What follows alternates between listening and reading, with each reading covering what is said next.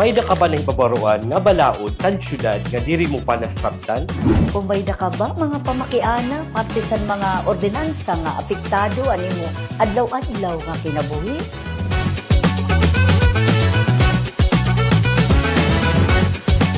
Diri kinahanglan abogado ka para makasabot ng balaod.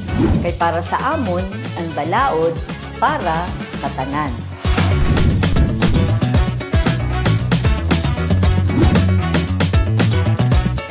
Pangingini na, an baton, san imo pakiana. Sanglit kalbayog nons?